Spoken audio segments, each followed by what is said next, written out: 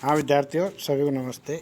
हम आपके भारतीय भूगोल पर चल रहे हैं और भारतीय भूगोल में आज हमारा अपना नया अध्याय होगा। इस अध्याय का नाम है अपवाह तंत्र।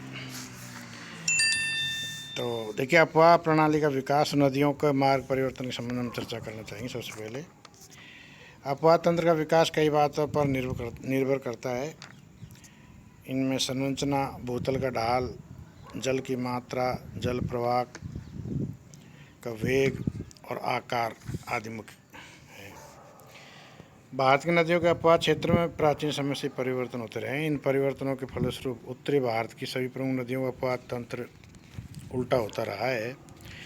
अलग अलग क्षेत्र में अलग अलग प्रकार के नदी तंत्र हमारे यहाँ पाए जाते हैं और उनमें अलग अलग प्रकार के अपवाह तंत्र देखने को मिलते हैं। समकालीन परिस्थितियों में ये बदलते भी रहे हैं। हिमालय से उतरने वाली नदियाँ जितनी भी है, नदी तंत्र जितने भी है, उनमें परिवर्तन भी होता रहा है समकालीन परिस्थितियों में। तो जो नदियों में परिवर्तन हुआ है, त्यों त्यों अपवाह तंत्र भी परिवर्तित होते रहे हैं। सिंधु और पंजाब की नदियों में परिवर्तन हुआ है, गंगा और उसकी सहायक नदियों में परिवर्तन हुआ है। इसी प्रकार असम और उसके समीप की नदियों का मार्ग परिवर्तन होता रहा है। ये समय के साथ बदलती रही है और इनका अपवाह तंत्र बदलता रहा है। भारत में अपवाह तंत्र के प्रकार और उसके वितरण की यदि चर्चा करें तो अब देखिए, प्रमुख नदियाँ एवं उनकी सहायक नदियाँ अपवाह तंत्र का आधार होती है। इन नदियों की प्रवाह दिशा, धरातलीय दशा, चट्टानों की संरचना, जल की प्राप्ति मात्रा पर निर्भर करती है।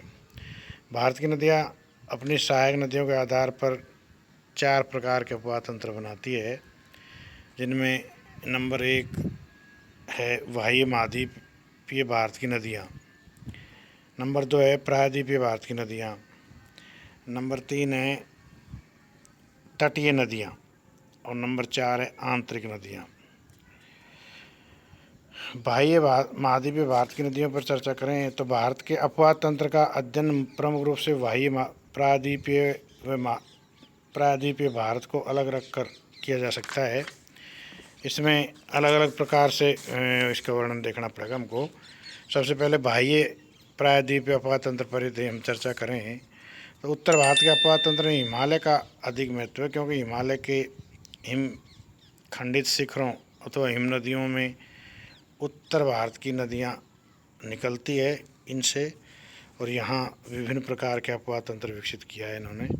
तंग घाटियों निर्माणों पर भी विद्वानों ने अलग अलग विचार रखे हैं, लेकिन ये निश्चित है कि इनसे नदियाँ निकलती रही है, नदी तंत्र विकसित होते रहे। उत्तरी भारत के अपवाह प्रकारों पर चर्चा करें तो सबसे पहले देखिए पूर्ववर्ती अपवाह तंत्र। उत्तर भारत के कुछ नदियों के विकास में भौतिक रूपों का प्रभाव नगण्य रहता है, इसलिए यह अपवाह तंत्र पूर्ववर्ती अपवाह तंत्र कहा जाता है। विद्वानों का अनुमान है कि ब्रह्मपुत्र नदी का जन्म दूसरी नदियों के जल हड़पने से हुआ। तीस्ता नदी ने भी तिब्बत की नदियों का जल हड़पा है। इस प्रकार अलग अलग कारण रहे हैं। इसी के साथ अगला अपवाह तंत्र यदि हम देखेंगे तो क्रमहीन अपवाह तंत्र की बात करते हैं। दिहांग और लोहित नदियाँ ब्रह्मपुत्र नदी के साथ क्रमहीन जल अपवाह बनाती है, इसलिए इसको क्रमहीन अपवाह तंत्र कहा जाता है। एक है खंडित अपवाह तंत्र। भारत के मैदान में भी नदियाँ लुप्त हो जाती है और बाद में पुनः धरातल पर बहने लगती है। इस प्रकार एक खंडित अपवाह तंत्र का निर्माण करती है। इसके बाद अंतःस्थलीय अपवाह। राजस्थान की रूपनारायण, मेड़ा आदि नदियाँ अंतःस्थलीय अपवाह तंत्र का निर्माण करती है। समानांतर अपवाह तंत्र। गंगा के ऊपरी मैदानों में नदियाँ समानांतर अपवाह तंत्र बनाती है। आयताकार अपवाह तंत्र। कोसी और उसकी सहायक नदियाँ आयताकार अपवाह तंत्र बनाती है। प्रायद्वीपीय जल प्रवाह तंत्र, ये भी एक महत्वपूर्ण है। भारत का दक्षिणी प्रायद्वीपीय भूभाग अति प्राचीन और पठारी है। यहाँ नदियों की घाटियाँ प्राय चौड़ी उथली हुई मिलती है, क्योंकि यहाँ ढाल बहुत कम मिलता है। पूर्वी तट पर भी महानदी गोदावरी कृष्णा कावेरी के डेल्टा उल्लेखनीय है। इस प्रकार अलग अलग यहाँ ज़्यादा इतना अपवाह तंत्र का विकास नहीं हो पाया, ज़्यादा महत्वपूर्ण नहीं रहा है। इसी प्रकार दक्षिण भारत के अपवाह तंत्रों पर चर्चा करें तो अनुगामी अपवाह तंत्र है। सबसे पहले अनुगामी अपवाह तंत्र पर हम चर्चा करेंगे। तो इसमें दक्षिण भारत का अपवाह तंत्र मुख्यतः अनुगामी अपवाह तंत्र कहलाता है।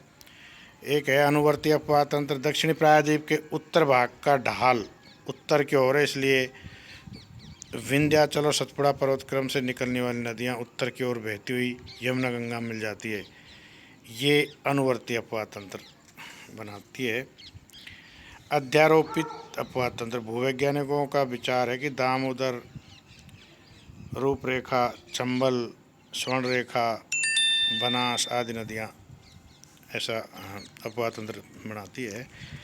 आयताकार अपवाह तंत्र। विंध्यन शैलों के क्षेत्र में आयताकार अपवाह तंत्र प्रतिरूप बनता है। जालीदार अपवाह। पूर्वी सिंह भूमि के पुराने वलित पर्वत में जालीदार अपवाह बनता है। अरीय अपवाह तंत्र। अमरकंटक पर्वत से निकलने वाली नदियाँ जैसे नर्मदा, सोन, महानदी, ये अरीय अपवाह तंत्र बनाती है। इसके बाद चक्रनुमा अपवाह तंत्र। दक्षिण भारत की अधिकांश नदियाँ चक्रनुमा अपवाह तंत्र का निर्माण करती है। समानांतर अपवाह तंत्र। पश्चिमी घाट में पश्चिम की नदियाँ लगभग समानांतर बहती है, इसलिए समानांतर अपवाह तंत्र का निर्माण करती है। उत्तर भारत की प्रमुख नदियों पर यदि हम चर्चा करें तो देखिए, आप देखेंगे उत्तर भारत की प्रमुख नदियों में, इनमें मानचित्र में आप भारत के मानचित्र में अपवाह तंत्र और नदी तंत्र देख सकते हैं। आप देखिए, ये नदी तंत्र है, किस तरीके से हमारे यहाँ जाल फैला हुआ नदियों का, और अलग अलग क्षेत्रों में अलग अलग प्रकार के नदी तंत्र विकसित हुए हैं और इन्होंने अब अलग अलग प्रकार के अपवाह तंत्रों का निर्माण किया है।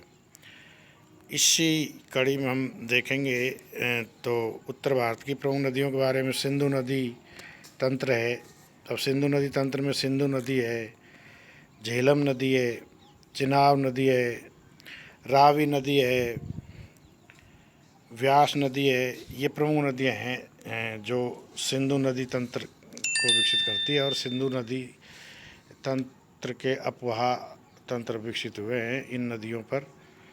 इसी प्रकार गंगा नदी तंत्र पर चर्चा करें तो भारत के सबसे महत्वपूर्ण अपवाह तंत्र है।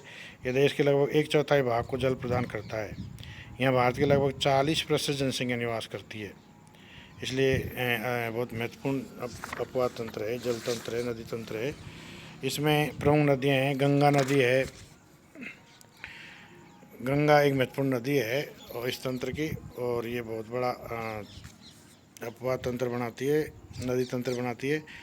दूसरी यमुना नदी है, रामगंगा नदी है, घाघरा और कर्नाली नदी है, काली व शारदा नदी है, ताप्ती नदी है, गंडक नदी है, कोसी नदी है। ये ऐसी नदियां हैं जो महत्वपूर्ण अपवाह तंत्र का निर्माण करती है। इसी क्रम में यदि हम देखेंगे तो पठार से निकलने वाली नदियों का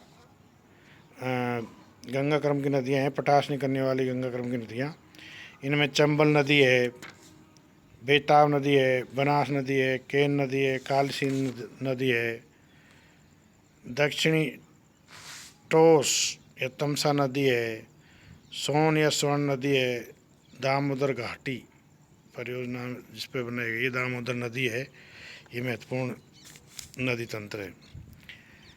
इसके बाद हम ब्रह्मपुत्र नदी क्रम पर चर्चा करें तो देखिए, ब्रह्मपुत्र नदी को ब्रह्मा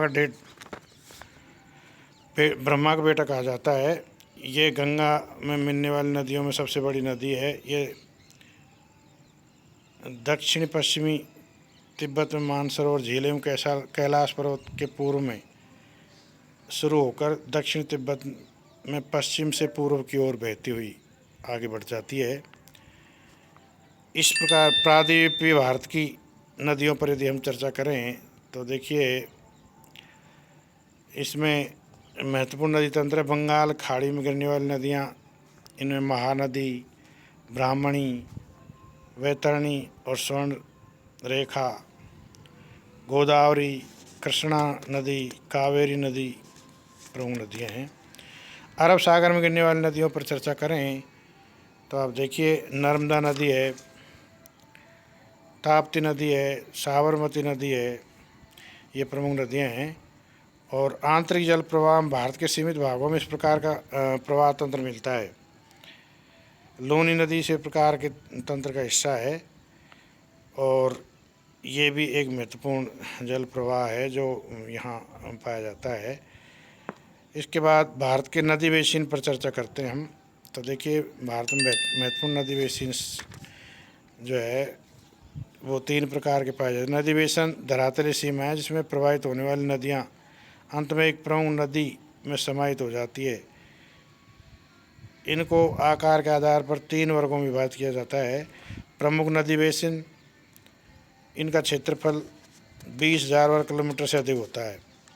दूसरा मध्यम नदी बेसिन, इनका क्षेत्रफल 2,000 से 20,000 वर्ग किलोमीटर मध्य होता है।